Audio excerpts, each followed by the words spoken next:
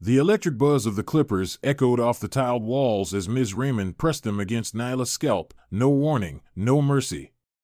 Strands of Nyla's carefully styled bun tumbled to the floor, each one taking a piece of her dignity with it. And somewhere deep in her chest, as the tears welled but didn't fall, Nyla whispered to herself, "Mama, please come." It was a Monday morning at Roosevelt Middle School in Baton Rouge, Louisiana, and the humid air clung to everything, even inside the school walls. 13-year-old Nyla Carter stepped through the front doors with her backpack tied against her shoulders, her chin lifted just slightly higher than usual.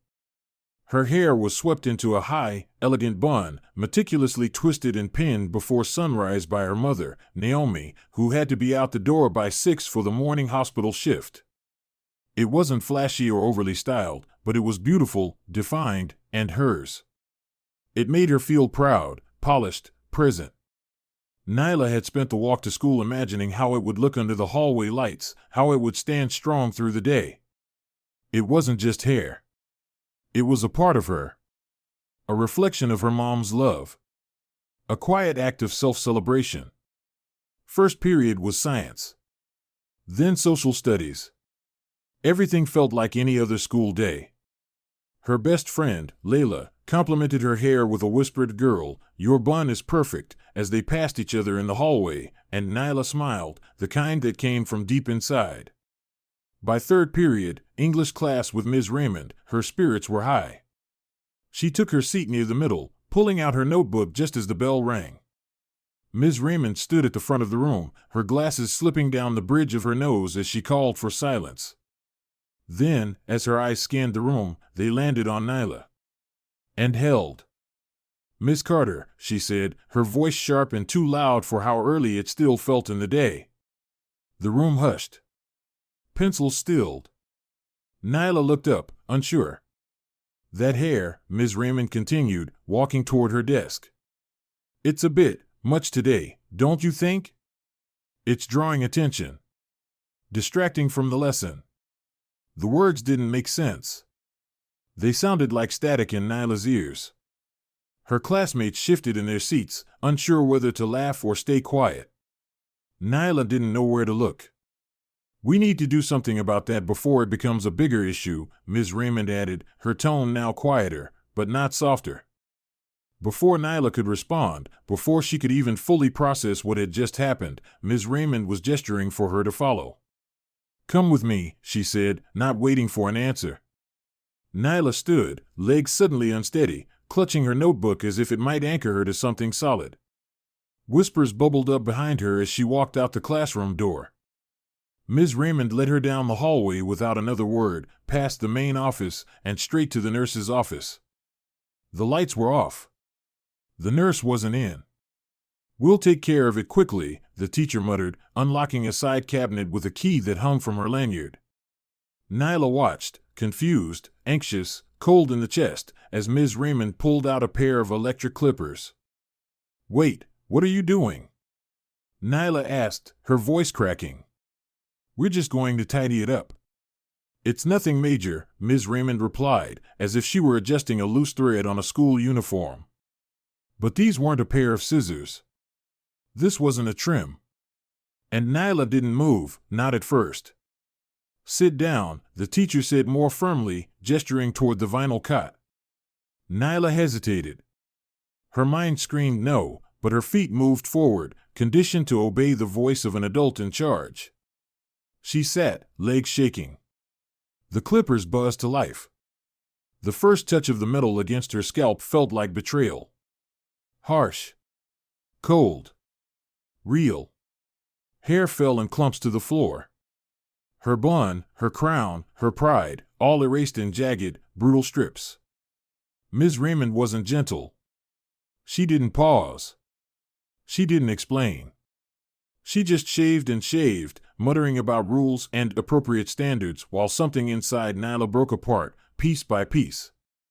When it was over, the room was dead silent except for the soft hum of the clippers powering down.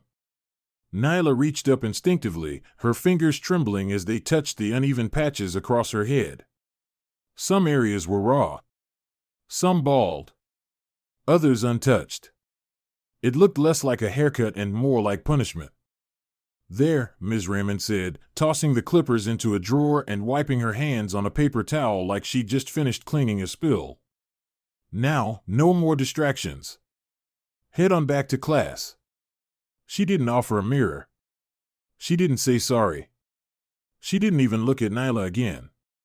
Nyla rose slowly, every step feeling heavier than the last. She walked through the hallway with her head down, every fluorescent light making her feel exposed. When she stepped into the classroom again, it was like walking into a room full of mirrors. Everyone stared. One boy let out a low whoa. A girl whispered to her friend, covering her mouth but not her words. What happened to her? Did she lose a bet? Oh my God. Nyla went straight to her seat, gripping the sides of her desk to stop her hands from shaking. Her heart was thumping in her ears. Her cheeks burned. Her scalp stung. But worse than the stares were the looks of pity. Even Layla wouldn't meet her eyes. Ms. Raymond simply continued with the lesson like nothing had happened, her voice droning over the hum of whispers and silent gasps. Nyla blinked hard, refusing to cry. She didn't cry. Not then. Not there. But under the desk, her fingers slid into her backpack, unzipped the side pocket, and found her phone. She tapped quickly, hands trembling. "Mama, please come. Something really bad happened. Please." She hit send. Across town, Sergeant Naomi Carter was in a morning planning session at the Army Reserve Center.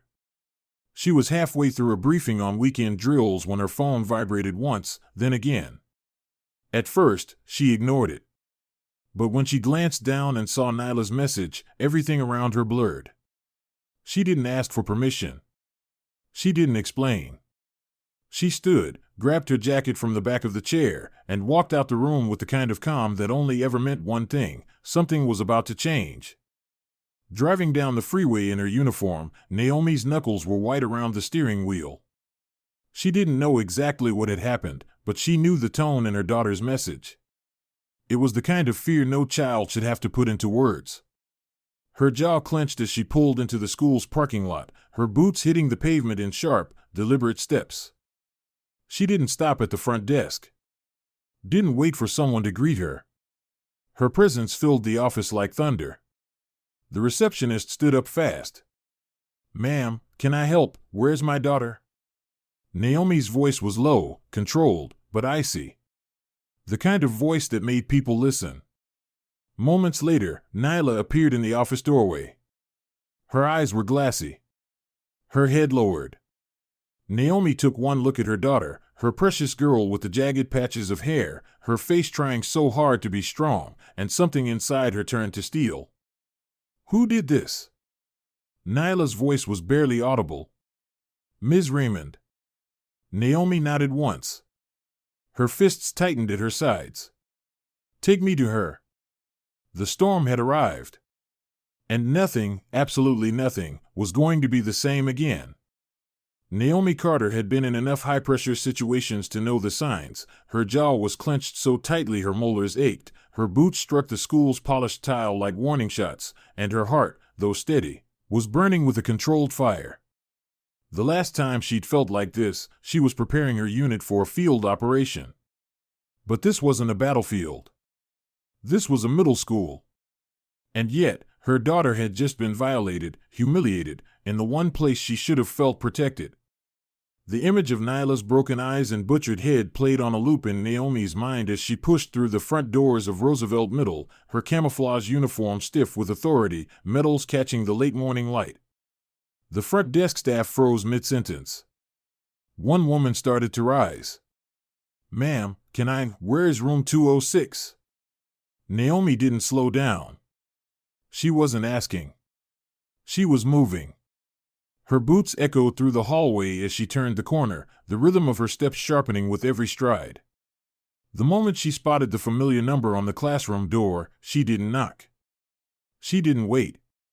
She opened it with a firm push and stepped into silence. Ms. Raymond was mid-sentence, marker in hand, gesturing toward a diagram on the board.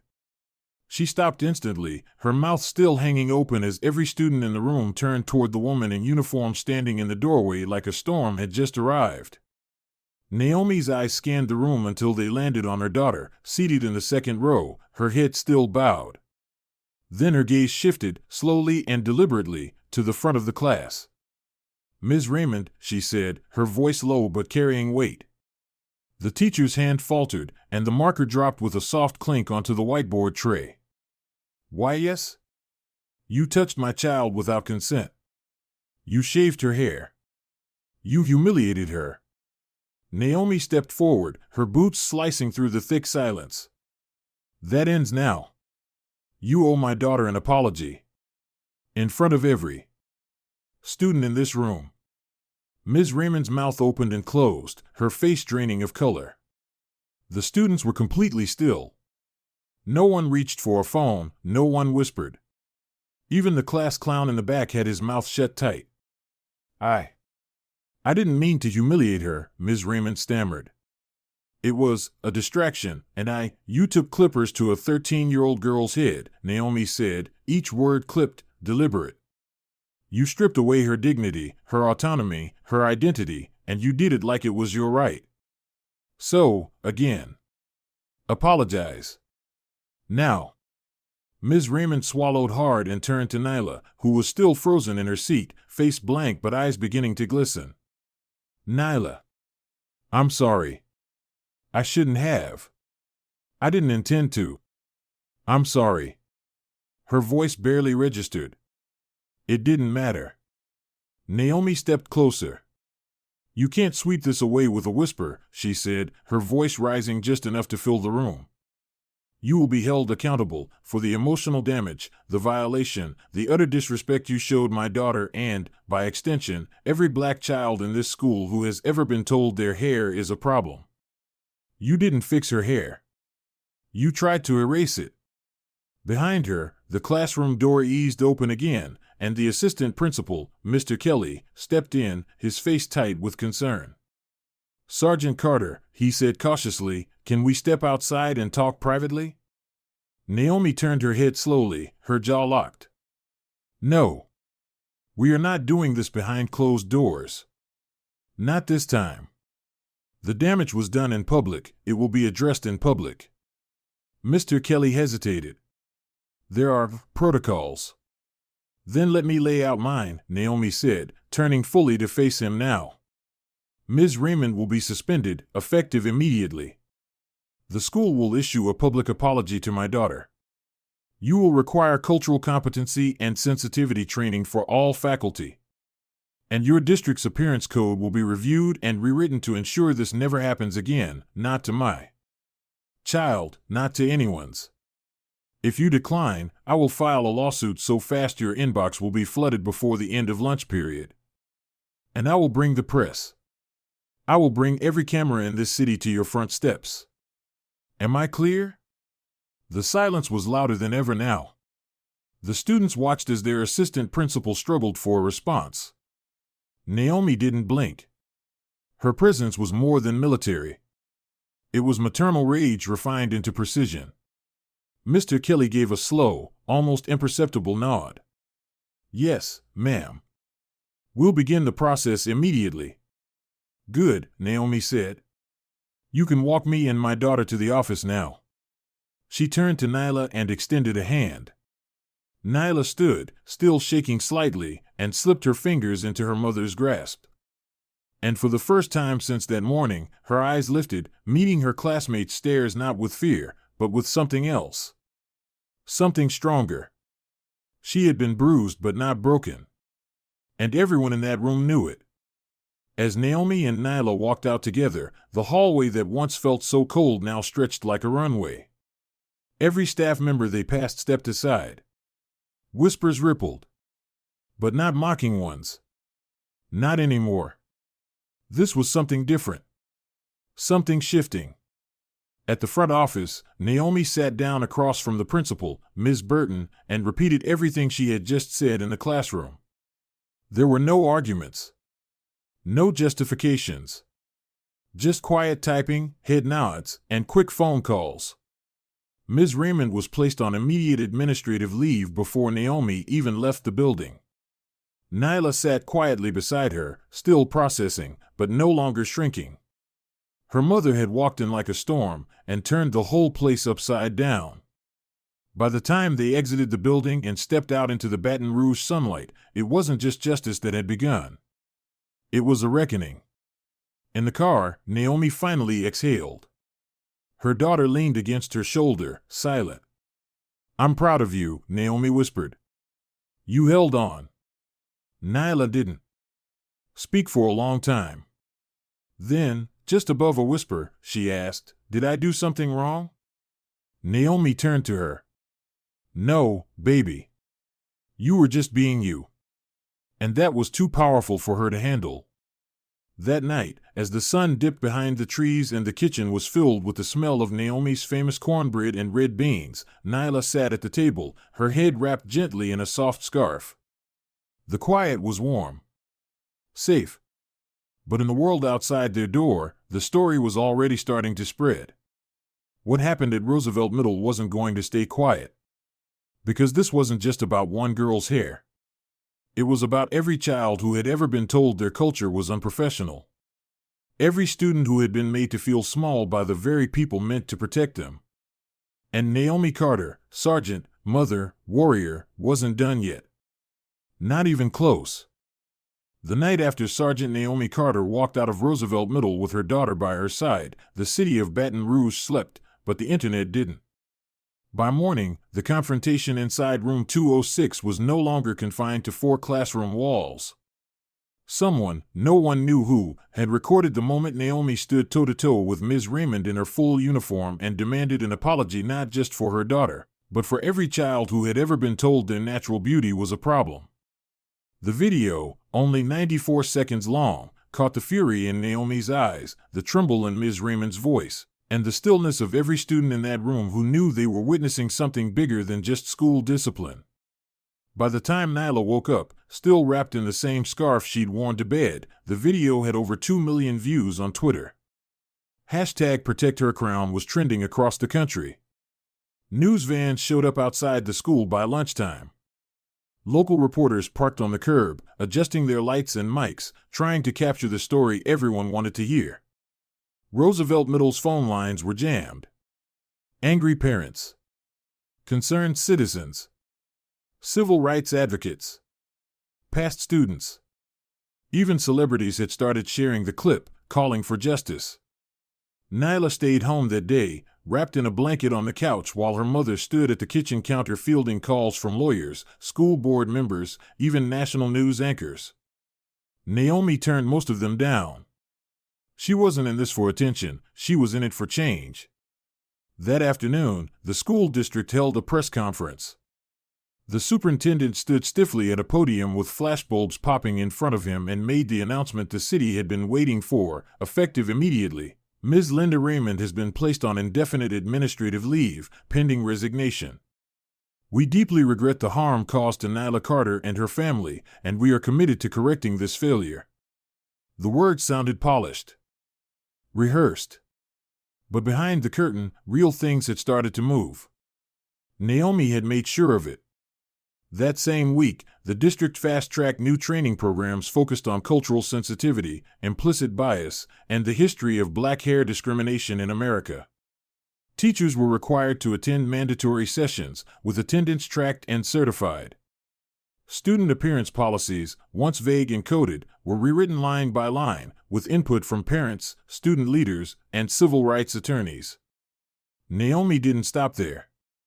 She demanded that these changes be codified, not just promised.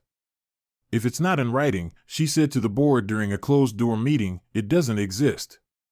By the end of the week, she was invited to speak at the next public school board forum, where every seat in the gymnasium was filled. Naomi stepped up to the microphone in a simple black blazer, no uniform this time, and looked straight at the crowd. Her voice was steady.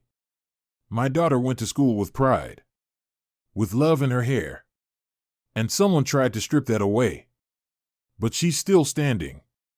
And now this entire system has to stand with her, or be held accountable.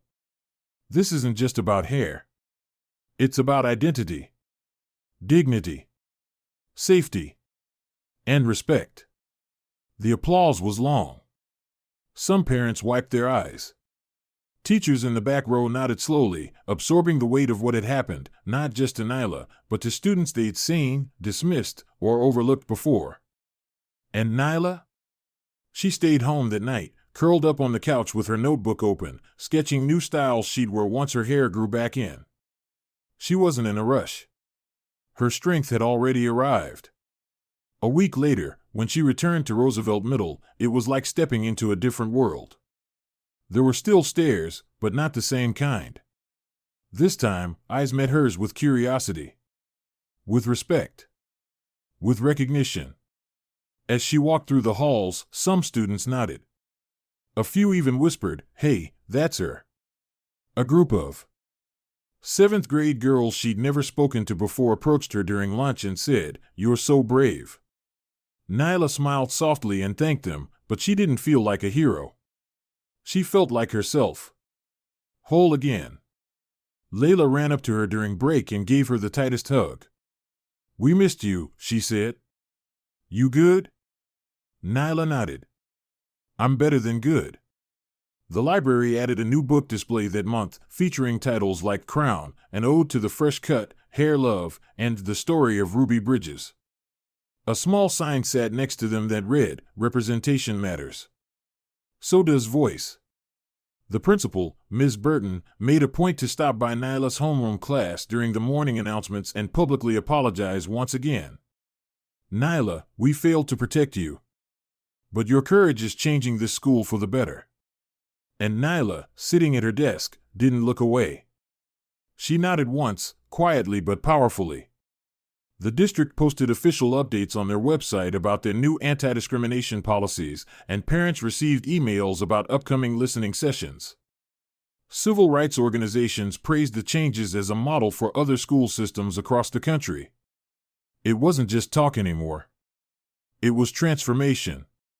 Still, change didn't erase what happened. Nyla had nights where she stared at the mirror a little too long. Where she missed the way her bun felt, balanced and proud. Where she winced at the unevenness growing back in. But those moments passed quicker now. Because she knew the truth, her power had never been in the bun. It had always been in her. That truth echoed every time she walked into class and sat with her back straight. Every time she raised her hand and spoke without shrinking. Every time someone looked at her and saw something different, not just the girl who got her hair shaved, but the girl who stood tall anyway. The girl whose mother made the world listen. The girl who wouldn't be silenced. And the school? It would never forget. Neither would the city. Naomi and Nyla's story became a symbol, not of tragedy, but of transformation. A reminder that even in the face of humiliation, one voice, spoken boldly, could shift an entire system. One mother's fury could ignite a movement. One girl's courage could light a fire in classrooms across America. And for every student who'd ever been told their hair was too much, too wild, too different, Nyla became proof that those words were lies. That natural hair was not a distraction. It was a crown.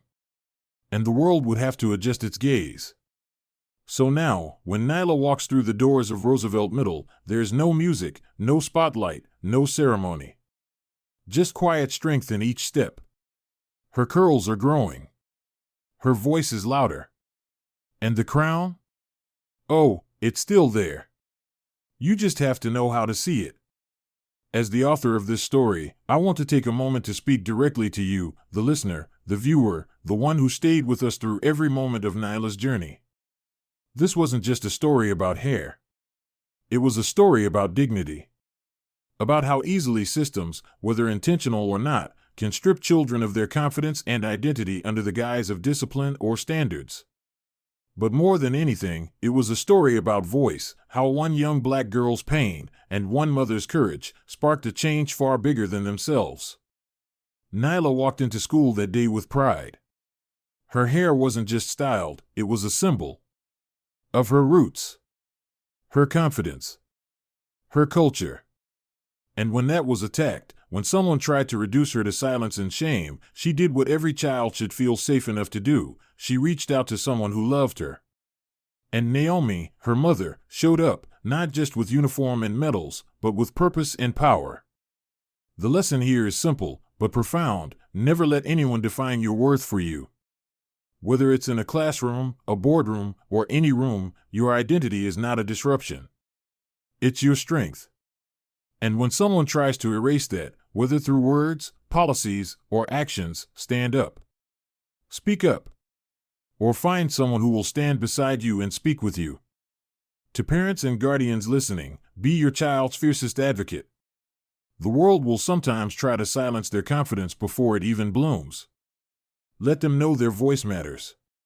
Let them see you defend it. That's how they learn to defend it themselves. To educators, your job is sacred. You have the power to uplift or to damage. Choose your words with care. Your role is not to police identity but to nurture brilliance in all its forms. And to every young person listening, especially those who've ever been made to feel too much or not enough, let this story remind you, you are more than enough. Your hair, your voice, your story, it all matters. From all of us here at U.S. Justice Story, thank you for watching, for listening, for caring. These stories aren't just entertainment. They're reminders of the work we all have to do to build a world where dignity isn't conditional. If this story moved you, inspired you, or made you think, please share it. Let it reach someone who needs to hear it. And don't forget to subscribe for more stories that shine a light on truth, justice, and the power of standing up when it matters most. Until next time, protect your crown. Speak with courage. And never forget the power of one voice.